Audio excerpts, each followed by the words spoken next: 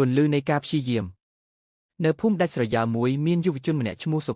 ខាគឺជាមនុស្សដែលមានក្តីស្រមៃធំប៉ុន្តែគេតែងតែជួបប្រទះនឹងពាក្យមើលងាយពីអ្នកដទៃដោយសារគ្រួសាររបស់គេក្រីក្រនិងខ្វះខាតសម្ភារៈប្រើប្រាស់ទោះបីជាយ៉ាងនេះក្តីសុខាមិនដែលត្អូញត្អែឡើយគេតែងតែឆ្លៀតពេលពីការងារស្រែចម្ការដើម្បីមកអានសៀវភៅនៅក្រោមដើមឈើជារៀងរាល់ល្ងាចថ្ងៃមួយសុខាបានសម្រេចចិត្តដាក់ពាក្យប្រឡងយកអាហារូបករណ៍ដ៏សំខាន់មួយដើម្បីទៅបន្តការសិក្សានៅទីក្រុងអ្នកភូមិខ្លះបានសើចចំអកថាមនុស្សដូចឯងរៀនសូត្របានត្រឹមនឹងហើយកុំចង់ហក់ខ្ពស់ពេកអភ័ព្វដូចយើងមិនអាចទៅរួចទេពាក្យសម្ដីទាំងនោះបានធ្វើឲ្យសុខាអន់ចិត្តជាខ្លាំងគេក៏បានទៅសួរលោកតាគ្រូបង្រៀនម្នាក់នៅក្នុងភូមិលោកតាបាញឹមហើយយកធ្នូមួយមកឲ្យសុខារួចប្រាប់ថាចៅអើយ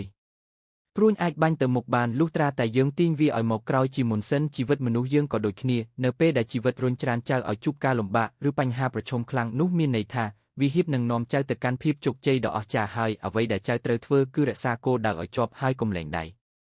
ពាក្យសម្ដីរបស់លោកតាបានคล้ายជាកម្លាំងចិត្តដ៏ធំធេងសុខាឈប់ខ្វល់ពីពាក្យសម្ដីអវិជ្ជមានរួចប្រមូលផ្ដុំថាមពលទាំងអស់ទៅលើការរៀនសូត្រគេអានសៀវភៅដោយការយកចិត្តទុកដាក់បើទោះជាយប់ខ្លះត្រូវអានក្រោមពន្លឺចង្កៀងប្រេងកាត់ក៏ដោយ